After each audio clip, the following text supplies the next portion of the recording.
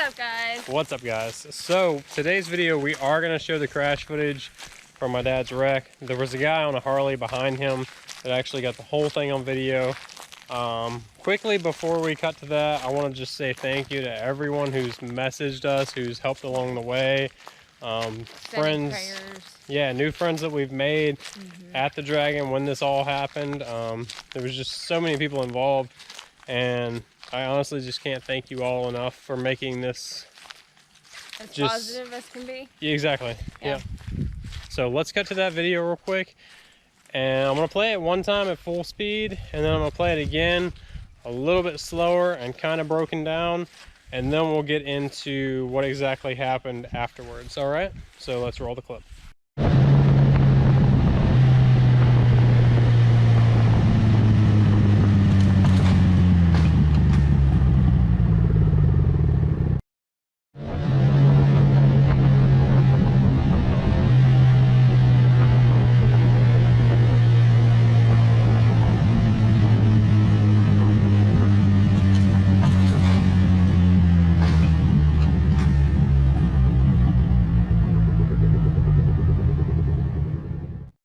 Alright, so as you saw in the video, my dad, he was not on his XSR 900. A few of you already caught on to that. If you saw the little clip that I showed on Instagram, I didn't show the actual wreck. You could tell that it wasn't his XSR 900.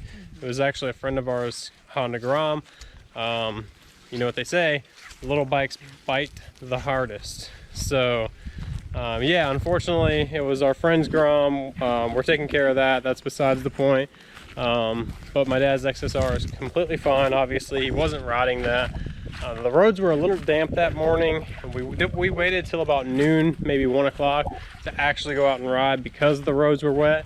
When we went out, it was probably 78 to 80% dry on the Dragon. We're taking it very slow.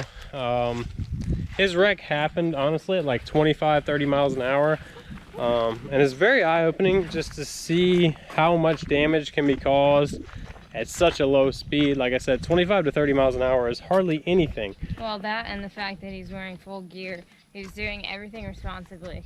Like, you can be doing everything right and still get that hurt.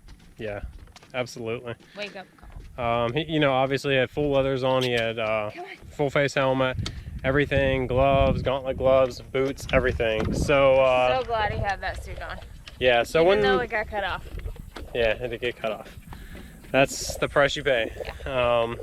When you buy a suit, you know that it's most likely going to get cut off at some point. That's going to be the end of its life. It's serving its purpose at that point. So I'm going to get over here. So when we were up there, it was me in the front, Heather was in the middle, my dad was in the rear. We were riding the Dragon, you know, going fairly slow because the roads were a little bit wet, not very wet, but a little bit. There was definitely some wet patches. Well, and it's the first lap. It was raining the full day before, so we were like chomping at the bit to get out and ride, but you also don't know what the road conditions are like, so we were taking it easy. Yeah. Which thankfully we were. We were going faster than he was, honestly. Yeah. You know, brand new to him bike. He had never ridden the Grom before. He's ridden my Z125 before, but he's never ridden that Grom. And unfortunately, like, you can't say it was because of the Grom, because even if he was on his XSR, the same exact thing could have happened. It's just one of those situations where it was a freak accident, and I really don't feel like there's anything he possibly could have done to prevent the accident from happening other than not riding at all, which wasn't going to happen. You know, it's one of those things that, so let's break down real quick. When he went off the road, he was coming around a left-hander and he lost traction in the rear just a little bit. He regained traction, and by the time he did, there's no runoff on the Dragon whatsoever. Most of you that have been up there, you realize that by now. It's a very dangerous place because of this. So when he regained traction, it basically shot him off the side of the road. He went more so into the mountain, not off the mountain. So when he did, he went down an embankment, he went up the hill, his bike went to the left, he went straight forward like this. You know, probably couldn't even see what was coming because it all happened so fast. Yeah, so basically the Grom went so far up the mountain, like going to flowers. So far up the mountain, hit the rock, and that changed the grom. The grom flipped around and then dropped, and he kept on going, and then he hit the tree with his head, and then proceeded to get twisted around like a rag doll, because hopefully at this point he was already knocked out, and then he just dropped from like at least 6 feet in the air. So there was a lot of force in that impact, and then we think that the visor must have come off when he hit the tree because of the fracture in his cheek and his nose, and then the laceration on his forehead. We think that he landed on a rock because he had landed face down. So even when you've got the helmet and everything, these things can still happen. Absolutely. And like I said, one of the biggest things we've learned from this is that at such a low speed, we are so fragile. It's unbelievable how much damage can be caused at 25, 30 miles an hour. I've had friends, wreck at even lower speeds than that and be even more hurt. It's just every situation is different. All you can do is wear the best gear you can possibly afford and hope that when you go down, that it's not going to be, the end of that. Well, that, and just make good decisions. Like, don't take stupid, unnecessary risks. Yeah. So after he wrecked, we were ahead of him, obviously. Enough time went by that we realized that something was wrong. We turned around, we went down the dragon. We come around a corner and we saw my dad laying in the ditch, and there was a couple guys over him, hovering around him, helping him out. There was a couple of EMTs off duty. There was a nurse there. Possibly the best group of guys that could have possibly been there for him. Honestly, were. And these guys were so, honestly, so caring that one of them actually drove an hour to the hospital to see how my dad was doing, a couple hours after the accident. Yeah, Rodney. So, yeah, it was like the most terrifying thing I've ever experienced on a bike. And it didn't even happen to me. It's just the fact that it happened to someone I love and care about. Obviously, me and my father are very close, as most of you know if you watch my videos. Heather's been very close with him. We've been together for 7 years now, and we do these rides as a 3-part trio. Yeah. Like these trips, it's always been all 3 of us. Yeah, it's always me, Heather, and my dad every year. This definitely rocked our whole dynamic and the trip, and it is what it is at this point. All that matters is that he's going to make a full recovery. But yeah, it's tough. The whole thing, continuing on from there. How do you recover? There's a lot. So going on from my dad's injuries, they got to Maryville Medical Center. They did CT scans, realized that he had fractured 3 vertebrae in his neck, and then 3 in thoracic in his spine, as well as he fractured his cheekbone, his nose bone, and he had a big cut on his forehead. Also his first rib. That's right, a rib too. So he was pretty banged up, but honestly, he was in really good spirits. I mean, yeah. I remember the next day, specifically, the nurse came in and she was like, "How you feeling?" And he's like, "Oh, I'm feeling good, And she goes, "Well, all right, I need a finger." And he goes, "Here you go." It's just that's how my dad is. He's just funny. He's always easygoing. He's easygoing. Honestly, I don't think he complained one time during this whole 2.5 days he had to spend in the hospital. The closest was just his statement that he was ready to be home. Yeah. So I'm gonna switch hands here. You want me to carry it? Yeah, my arm's getting tired. So after that, they transferred him to UT Medical Center in Knoxville because they weren't sure if he was going to need a neurosurgeon. They wanted to have a MRI done to look further into his injuries and have a neurosurgeon specialist, I guess spine specialist, look at his all of his scans and see if he was actually going to need surgery.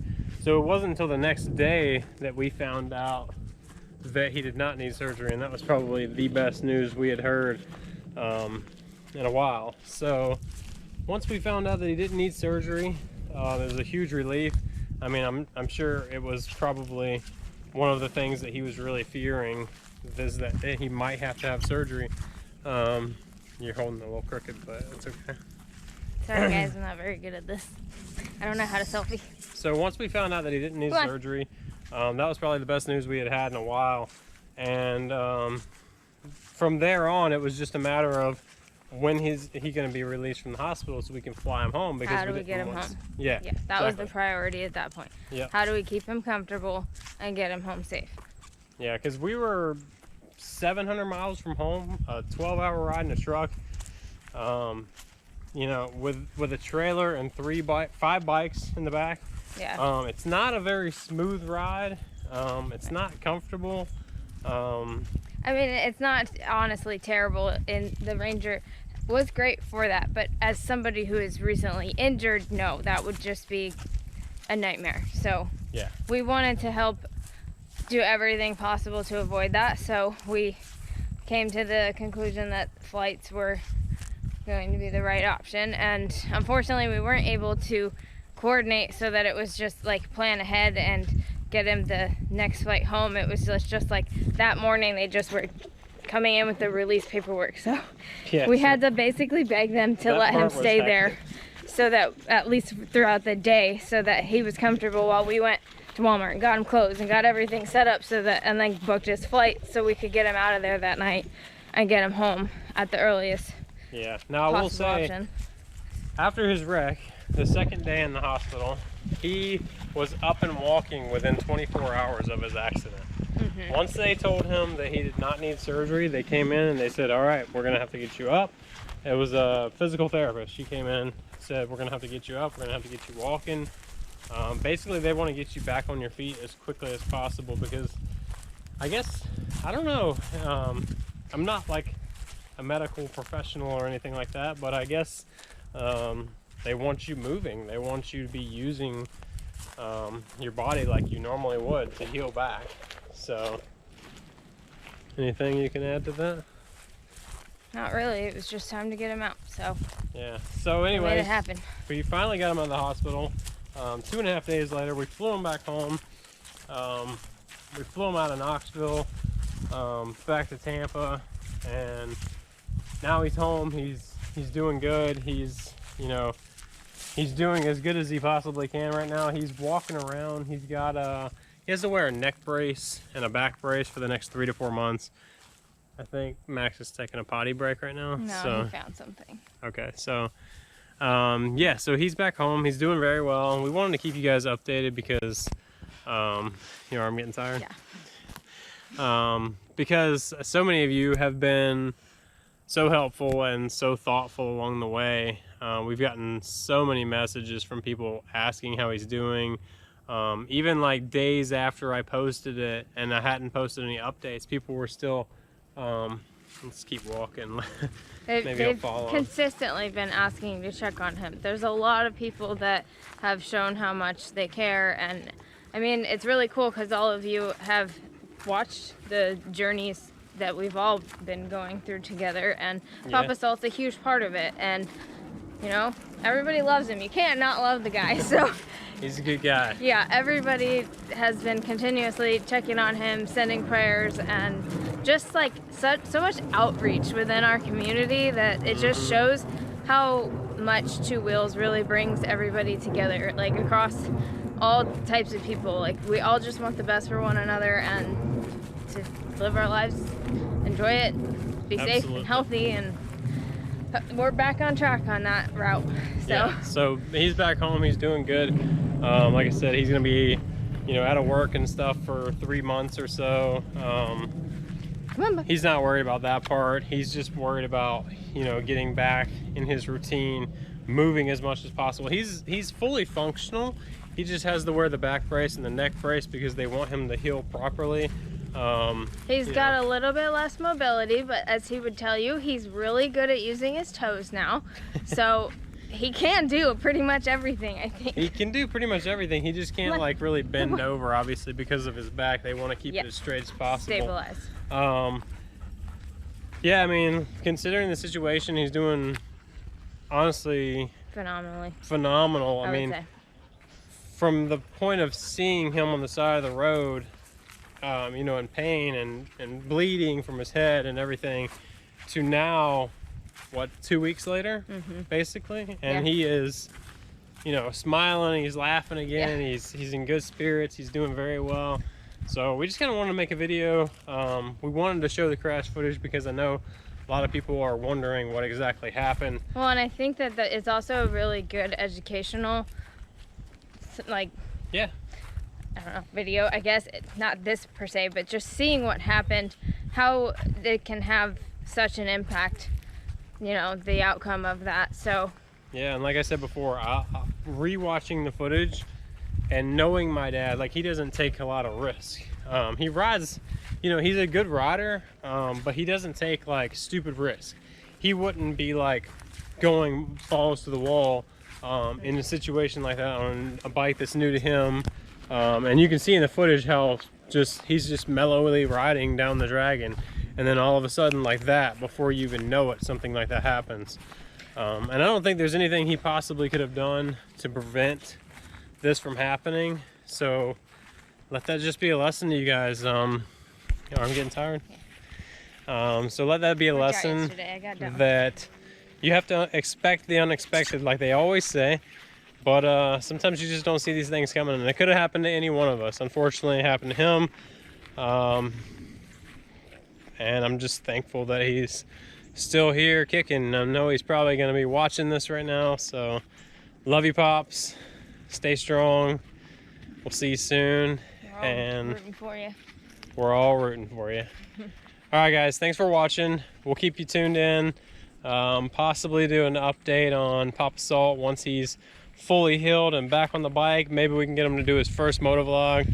Get him his own channel going. So, all right, guys. Peace. Ride safe, and we'll see you in the next one.